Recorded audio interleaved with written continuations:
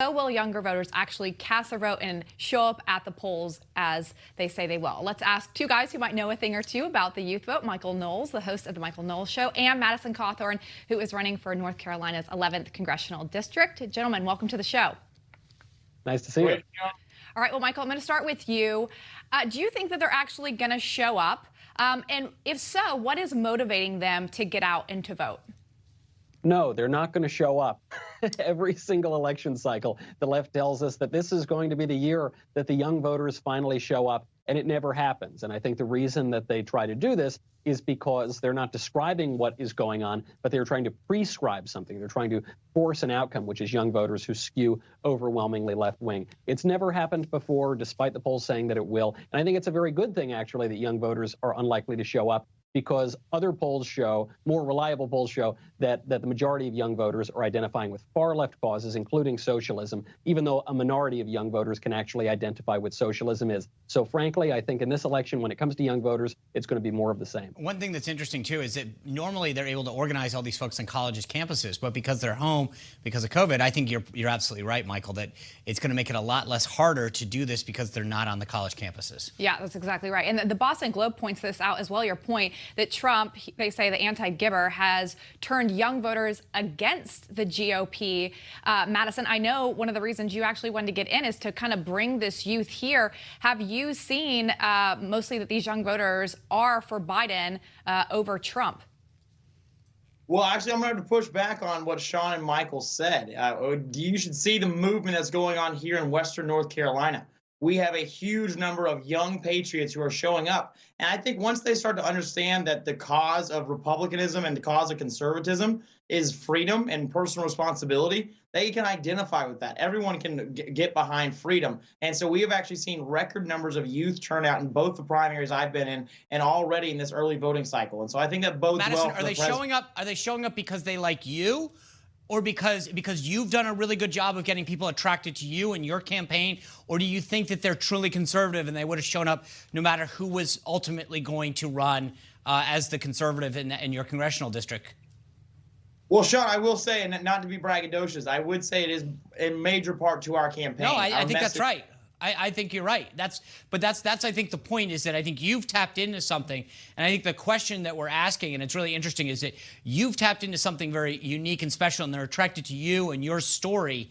And I question whether or not if there was a 65-year-old, person running as the nominee and not you, whether that would be the same. But, Michael, I talk in my book, which you have and we talk about, it's available on Amazon, called Leading America, about this indoctrination and my experience on college campuses, that they're not given an opportunity to hear from a conservative. I mean, when I'm on college campuses and I write about this, that I'll ask about how many conservatives have you had on campus? And sometimes it's none. Sometimes I'm the first, but I'm definitely not more than the third or fourth.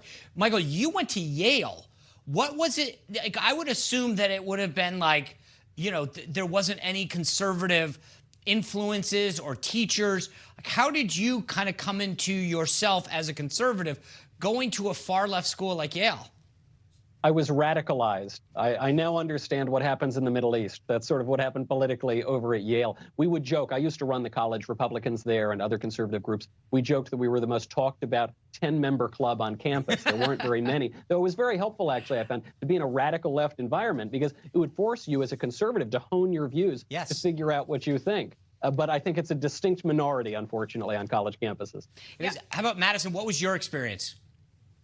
Well, Sean, I didn't actually go to college, but I'll tell you my experience is that most people on college campuses, they're being indoctrinated to the left. Right. I think that's what the Republican Party needs to change. We need to be thought leaders rather than just the party of no that hates liberals. Right. We are the Big Tent Party.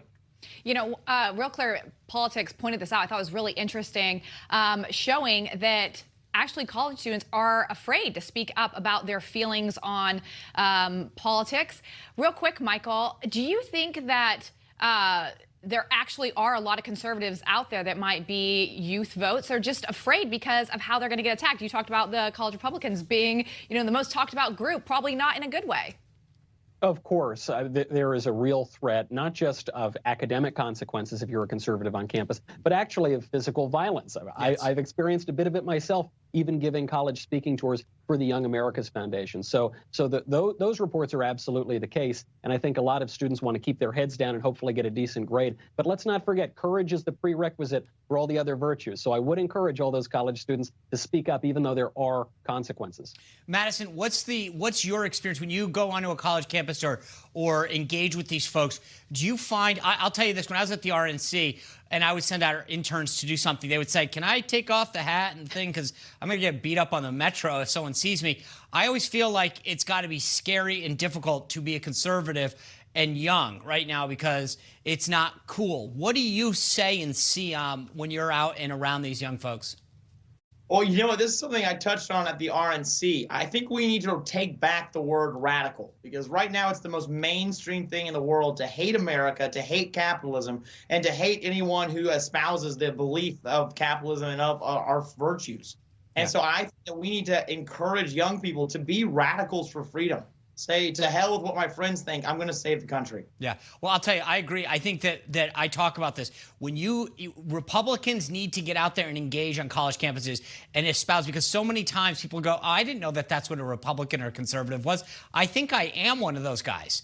And that's what we need to do, because we're ceding this vote right now and letting it get away instead of continuing to sow the ground of at a younger age. Well, gentlemen, thank you for sharing that with us. I want you to stick around. We'll be right back with you to talk about some really hot issues. All right, Sean, imagine this if you were a wee little lad back in the day. If you actually didn't have to turn in your assignments, there was no penalty for turning in late assignments, being late to school. You could just do stuff whenever you wanted. How great would that be? Well, I think my report cards would have said something a little differently. There are a couple times where it was like, this would have been an A, but you were 5 days late, so it's a C-. 5, Sean, not even 1, 5 days? No, but I think that's what teaches you some responsibility of getting things into time and acknowledging deadlines and things. But I learned my lesson a few times. Let's put it that way. All right, that was probably good. Probably helped you out. Well, this is actually happening to a school district in San Diego because they claim that it's racist. So get this, grades will not take into account attendance or late work for your overall grade. Is this a good idea? Let's bring in our company to discuss. Madison Cawthorn and Michael Knowles, welcome back. Good to see you. All right, guys, let me start with you, Michael Knowles. As I just said to Lyndsay, I mean, this is how you learn, right? You screw up, you don't think of something in on time, and you realize, okay, this is why I got, a lower grade, and you then hopefully don't do it again. I think Lyndsay and I have talked about this in different shows and different segments. We keep going down. Right? Instead of trying to lift people up, we're like, okay, let's figure out the lowest common denominator and go down. So if people aren't coming in on time, if people are late, let's just make sure that we don't count lateness anymore. That's not the right lesson. And I think that the idea of somehow that making a better society is a really backwards way of thinking.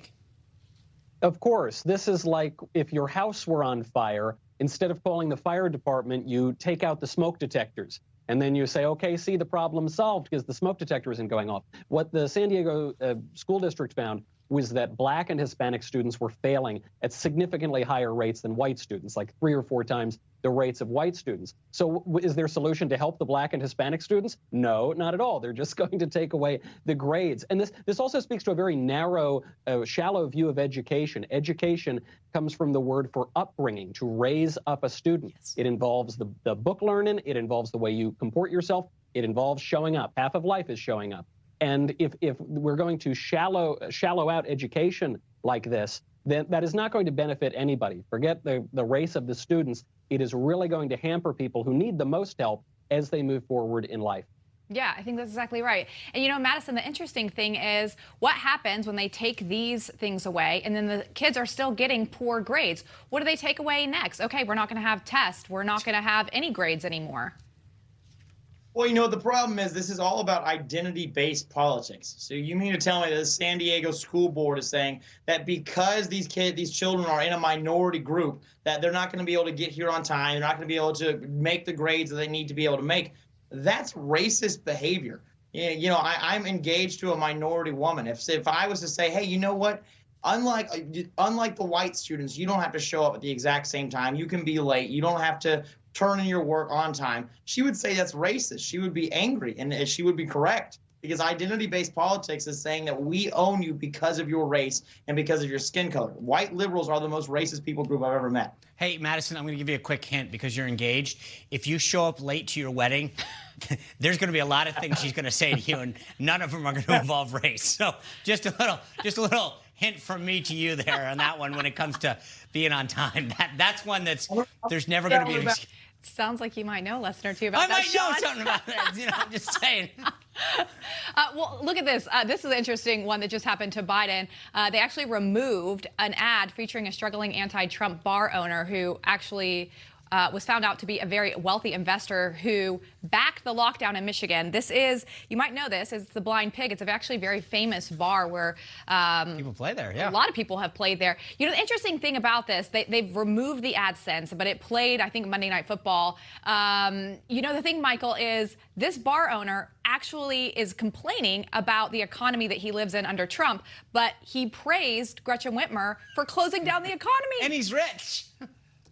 That's right. They said that he was a poor bar owner opposed to the lockdowns, and it's all completely false. He's a wealthy bar owner who supports the lockdowns. I'm not surprised that the Biden campaign is putting this out. This is more of what we've seen from the Biden campaign, which is smoke and mirrors. It reminds me of that image of Biden getting off of an airplane and waving to the crowd, and then the camera panned. There was no crowd. He was waving to nobody. And because the mainstream media and big technology and virtually every establishment is in favor of Joe Biden, they're all willing to pretend and go along with this facade. But I think people can see through that. I think when we have to choose between what the media tells us and our own lying eyes, I think people are increasingly relying on what they see. You know, Madison, the thing that I find fascinating is all the media keeps talking about over the last 2 years is Donald Trump lies, Donald Trump lies. And here we have an ad where they're lying. And this isn't the first time that they've had to remove content. Biden campaign had to remove an ad that had retired generals after he objected. And then the other day in the debate, he talked about how the town hall that, or the infomercial, whatever you want to call it, that he had with ABC and George Stephanopoulos, where he talked about the fact that he sat down with the Boilermakers in Pennsylvania. Well, A, they never sat down with him. B, they never endorsed him. And C, they endorsed Trump.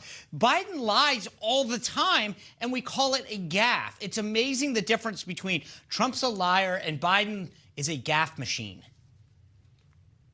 Well, you know what? It's not just ad campaigns they're having to remove. They're literally having to remove their candidate from the campaign trail. They're afraid of questions on Hunter Biden or on any type of foreign policy because they know that he's not just going to make a gaffe. Like you said, he blatantly lies. I mean, you see this time and time again, and he's filled with deceitful nature. And this is something that the American people deserve more of. When he looks at a reporter and says the American people don't deserve to know if I'm going to pack the courts, how can someone support that? Well, that's because this is what the media does right now.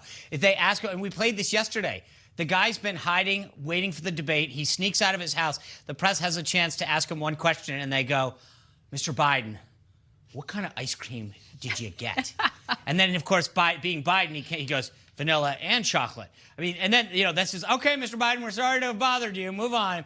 Anyway, gentlemen, thank you both for being here. Madison, good luck down the final stretch. We'll obviously check back in with you. And Michael Knowles, good to see you as well. Newsmax TV is now America's fastest growing cable news channel. We give you the real news you need. So subscribe to our YouTube channel and give us a thumbs up. If you like this video, share it with your friends. Newsmax TV streams live on YouTube for free. Newsmax TV, real news for real people.